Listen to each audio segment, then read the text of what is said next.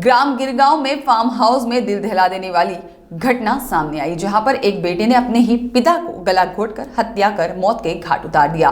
Police से मिली जानकारी के मुताबिक पता लगा कि 15 दिसंबर बुधवार शाम 6 बजे की घटना है, जहां पर आरोपी रूप सिंह नेताम नशे का आदी था। प्रतिदिन शराब पीकर घर आया करता था और घर में लड़ाई झगड़े किया करता था। घटना की शाम आरोपी ने खूब शराब पी रखी थी और पैसे को लेकर अपने पिता केशव नेताम से झगड़ा कर रहा था। काफी देर तक दोनों में विवाद होता रहा। विवाद बढ़ गया और तभी नशे में धुत आरोपी ने पास में रखे हुए केबल वायर से अपने पिता का गला घोंट दिया और उसे मौत के घाट उतार दिया। आरोपी बेटे और पिता के बीच में काफी देर तक संघर्ष चलता रहा, लेकिन आखिर में जिंदगी हार गई और पिता बेटे का रिश्ता एक बार फिर से शर्मसार हो गया।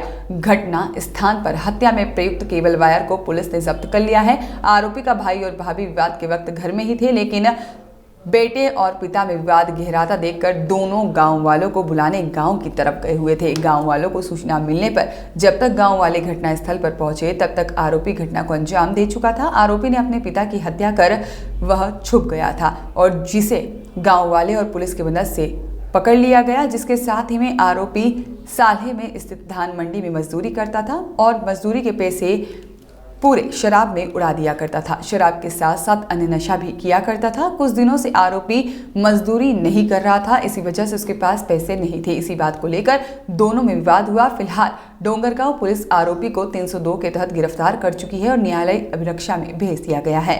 कल देर रात को हम लोग को सूचना मिली थी कि ये घटना घटित हुई है, जिसमें पिता केशवर नेताम का घटना मर गया है और अपने घर के आंगन में ही उसका शव पड़ा हुआ है। तो उसके पूछताछ करने में पता चला कि उसके बेटा जो था, छोटा बेटा था रूप सिंह, उसके द्वारा गाली गलौज, दिन रात गाली गलौज, शराब पीकर गाली गलौज करता था, पैसे की मांग करता था, जिसको लेकर वाद विवाद होता रहता था। कल घटना इतनी बढ़ गई कि उसने अपने पिता का पास में एक वायर था जिससे उसका गला घोंट के उसका मर्डर किया है। तो उसके सूचना पे हम लोग रवाना हुए थे और अभी फिर उसके बाद उसको आरोपी को भी हिरासत में अपने अभिरक्षा में रखा है, पुलिस की अभिरक्षा में रखा है।